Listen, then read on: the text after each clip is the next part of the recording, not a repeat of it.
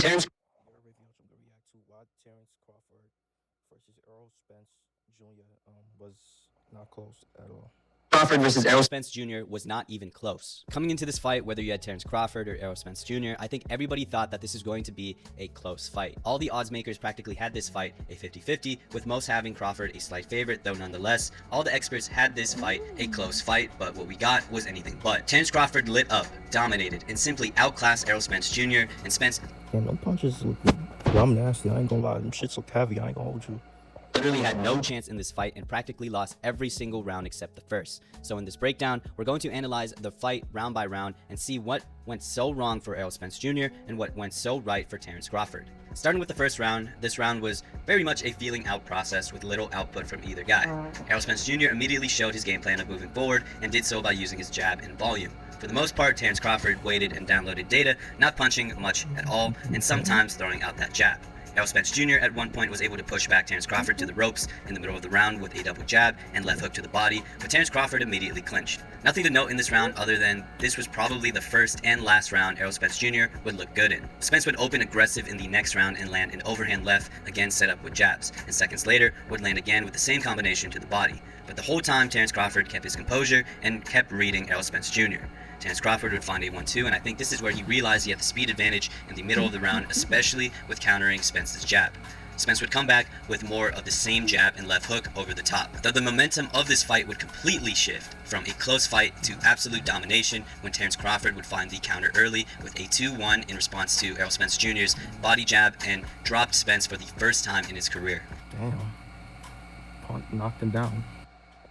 I think Terence Crawford was baiting out that jab as he threw a jab to the body first and anticipated Spence's jab to the body as he slightly stepped back, forcing Errol Spence Jr. to overreach and countered with the 2-1. And it's subtle, but seconds before this counter, you can see Terence Crawford see that 2-1 counter at around 36 seconds of the second round when Errol Spence went for that same jab to the body, and Terence Crawford was about to throw his 2-1 counter, but for whatever reason decided against it last second. I mean, rewatching this fight closely and seeing those type of moments just shows the insane ability for Terence Crawford to make reads like those and utilize those reads literally seconds later with an effective counter. Anyways, Terence Crawford would put on the pressure for the last seconds of this round, ending this round on a cliffhanger. In the third round, you could tell Errol Spence Jr. wanted it back as he came in aggressive into this round and initiated his usual body assault and pressure, which cornered Terence Crawford momentarily. Though Terence Crawford kept his composure despite the high pressure, and he would again find that 2-1 counter as Errol Spence Jr. went low. He would also find a really solid jab that lands flush on Errol Spence's head, and then would step back from an Errol Spence body hook and then come back with his own hook to the head. Going into That's what I'm trying to hit him with the uppercut. Trying to uppercut his shits.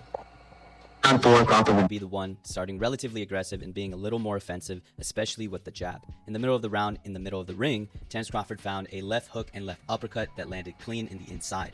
Moments later, Crawford would land a huge left hand over the top that would really emphasize that he was on the offensive. And from here, Terence Crawford would tee off and land practically everything, and you could see the damage on Errol Spence Jr.'s face. Another jab would land at around 40 seconds of this fight, and what I noticed when watching this, with hindsight, is that Errol Spence Jr. just couldn't adjust. He kept walking forward with the same strategy, and Terence Crawford just picked him apart. Round 5 would start interestingly as the ringside doctor had to check in for Errol Spence Jr. and see whether or not he was okay to continue. And even though he was able to continue, he was clearly not okay as Terence Crawford continued to pour it on and stepped up on the pace with the offense early. And even when Terence Crawford was on the defensive, here in the sequence he countered well with a right hook and transitioned into his own offense. Errol Spence Jr. would try to walk in again, no different, in the last minute of the round, but continued to get timed and lit up with straight punches. Errol Spence Jr. landed a solid left hand in the Damn, my son Terence Crawford shit's work, bro.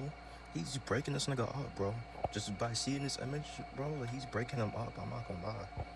inside towards the end of the round, but it relatively did nothing as Terence Crawford took it and continued his offense. In the 6th round, Terence Crawford's confidence was almost at an all-time high as he came out aggressive backing up Errol Spence Jr. and even stood his ground in the pocket shoulder to shoulder where Spence is normally punishing his opponents. In the middle of this round, Terence Crawford lands a huge jab that rocks the head back of Errol Spence Jr. and then moments later lands a beautifully timed left hand as Spence is coming in. And Terence Crawford would end this round with a series of jabs that seemed to hurt Errol Spence Jr. every time they landed. The beginning of the 7th was just a shootout for Terence Crawford, and in this round he really showcased what he's a master at: distance management. So let's take a look at this masterful sequence by Terence Crawford in the beginning of this round.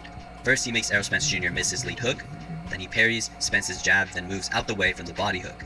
Then Terence Crawford jabs himself, not necessarily to land, but to bait something out. Spence takes the bait, and then Terence Crawford lands his left hand counter, pivots off, and lands another left hand.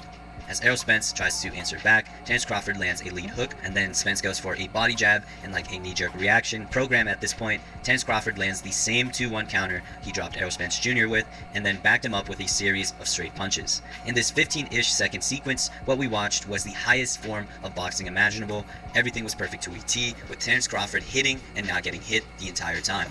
Now we get into the middle of the round where for a split second it looked like Errol Spence Jr. had found something, landing 2 left hooks over the top, but on the ropes, Terence Crawford found the perfect right hand counter and dropped Errol Spence Jr. again. Now the savage part, as shown from this angle, shows Terence Crawford walking up to Jermell Charlo and saying he's next. I mean, come on, this guy's on another fucking... Nah, my son saying somebody's next. He's gonna drop him like he did Spence. elbow. From here, Terence Crawford was looking for blood, throwing overhand lefts, and to top it all off, Terence Crawford at the end of this round would again drop Errol Spence Jr. with a double right hook in the pocket. Going into the 8th round, Crawford carefully was stalking Errol Spence. I mean, even though Crawford is like dropping this nigga, he breaking this nigga up. Spence's holding his arm, he still kept getting up. He had that no quit attitude. So I gotta give it to him, bro.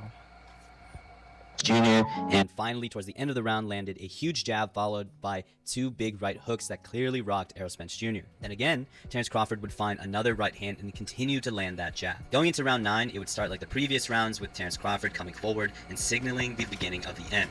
Terence Crawford would land jab after jab after jab in the middle of this round until finally one would rock and back up Errol Spence Jr. Spence would desperately try to fire back but get punished by a right hook counter. And then again, Spence kept coming forward, trying to find something, but Terence Crawford would finally land 2 more counter rights and then 1 more to close the show. So we finally get to the question, why was this fight not close? And I do think there's a pretty simple answer to this. And obviously this is with a lot of hindsight, but Terence Crawford stylistically is a matchup nightmare for Errol Spence Jr. Look, Errol Spence Jr. is fundamentally a master. He throws the jab perfect, he throws those hooks perfect, and he goes to the body consistently and pressures consistently. But this rather simple, fundamental but linear game plan can easily get exposed by a master like Terence Crawford, who presents very weird angles, different movement, and overall just has a high IQ and a phenomenal ability to adjust on the fly. I think in summary, at the highest level, even if you have mastered the fundamentals, somebody at that level like Terence Crawford is going to pick that apart. So in my opinion, what's next for Terence Crawford is to fight Jermell Charlo. I know the fight wouldn't be close, but with the beef they have and that call out in the middle of this fight, I think that would be an incredible fight nonetheless. And for Errol Spence Jr., he should definitely be moved. Nah, his eyes are swollen, bro. His eyes is fucked up. But you know, like Errol Spence Jr., you gotta give him credit, bro. If despite getting knocked down, let me say that. I'm gonna say it for up to 154. And there's definitely some interesting fights for him there, and he will have the opportunity to win some belts. But what do you guys think? What's next for both fighters? Okay, that's the vid. So yeah, like I was saying, bro, like despite being knocked down mad times, Errol Spence Jr. kept getting back up. He never quit, bro. He kept getting back up. Like even though Terence Crawford was like too much for him, he was OD for him. Like Errol Spence Jr. kept getting back up. He never quit, bro. He still kept fighting, bro. You gotta give him his props, give him respect. But Terence Crawford like is the winner. Feel me? Like and you know. So yeah, but make sure y'all like, comment, subscribe. Y'all know the vibes. WavyOcho checking out you are.